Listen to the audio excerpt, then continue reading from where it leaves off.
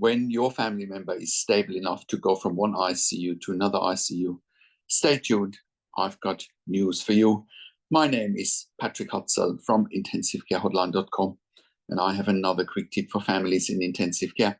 So today I have an email from Aziza who says, "Hi Patrick, the hospital refuses to send my dad to another ICU in another hospital by telling the social worker my dad is not stable enough to be transferred. However, for the past 3 months, they've been trying to send him to a step-down ICU, and I have been successfully refusing, and I was trying to get him home, but they blocked that because he's on a ventilator with a tracheostomy. So now I'm pushing to get him to another ICU locally, that he can get better treatment, so that I can feel comfortable while visiting my dad, because I'm very stressed. They were calling me and they were harassing me. Then they were trying to get guardianship over my father when I have the power of attorney over my father. And I wanted to know if you can help me get my dad home or transferred to another ICU." So first off, I don't know the ins and outs besides your dad being on a ventilator with a tracheostomy. So let's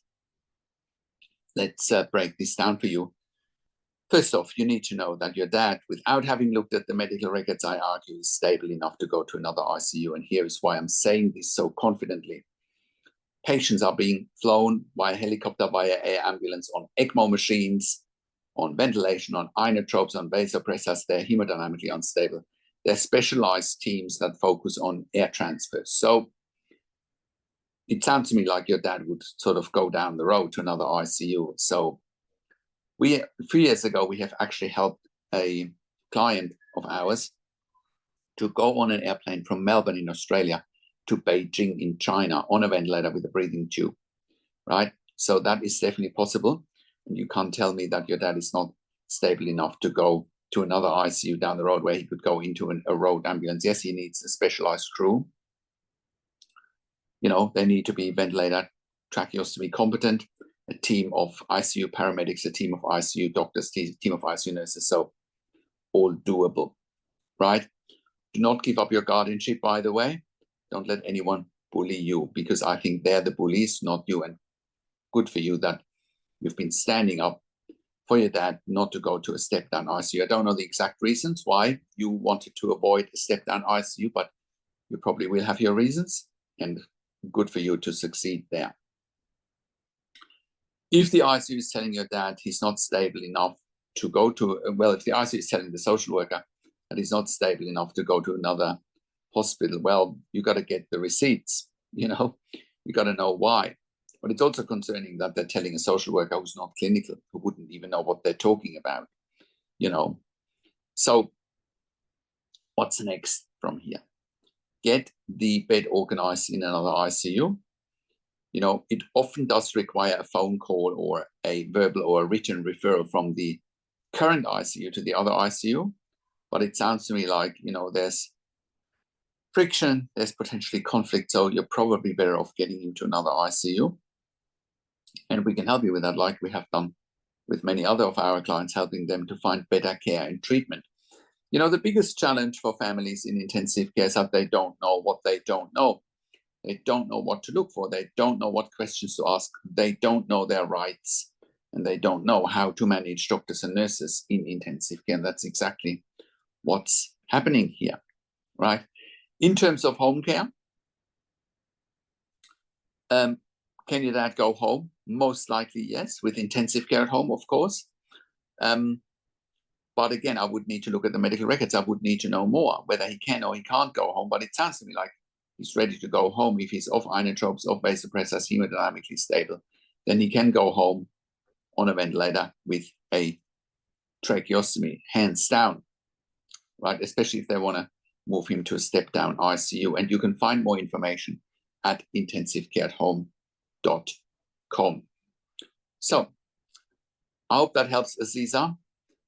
I have worked in critical care nursing for 25 years in 3 different countries, where I worked as a nurse manager for over 5 years. And I've been consulting and advocating for families in intensive care since 2013 here at IntensiveCareHotline.com. And I can very, very, very confidently say that we have saved many lives for our clients in intensive care. And you can verify that on our intensivecarehotline.com testimonial section, and you can verify it on our intensivecarehotline.com podcast section, where we have done client interviews. And I can also very confidently say that our advice is absolutely life-changing. Once again, that's all documented in our testimonial section and the podcast section at intensivecarehotline.com. We have changed many lives for the better. We have saved many lives. And that's, you can join a growing number of members and clients to where we help you to improve your life instantly so that you make informed decisions, have peace of mind, control, power, influence, making sure your loved one gets best care and treatment always. And that's why I do one-on-one consulting and advocacy over this phone, Zoom, Skype, WhatsApp, whichever medium works best for you.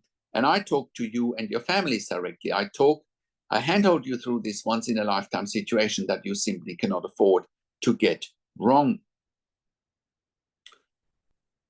And when I talk to you and your families directly, I also talk to doctors and nurses directly. If you want me to, either with you on a call, or I talk to them directly, or I set you up with the right questions to ask. And when I do that, I ask all the questions that you haven't even considered asking, but must be asked when you have a loved one critically ill in intensive care. I also represent you in family meetings with intensive care teams. We also do medical record reviews in real time so that you can get a second opinion in real time. We also do medical record reviews after intensive care if you have unanswered questions, if you need closure, or if you are suspecting medical negligence. We also have a membership for families of critically ill patients in intensive care, and you can become a member if you go to intensivecarehotline.com, if you click on the membership link, or if you go to intensivecaresupport.org directly. In the membership, you have access to me and my team 24 hours a day in a membership area and via email, and we answer all questions intensive care related. In the membership, you also get exclusive access to 21 ebooks and 21 videos that I have personally written and recorded. And in the membership, you get all your questions answered. And all of that you get at intensivecarehotline.com. Call us on one of the numbers on the top of our website, or simply send us an email to support@intensivecarehotline.com with your questions. And if you like my videos, like, comment, and subscribe to my YouTube channel. Share the video with your friends and families.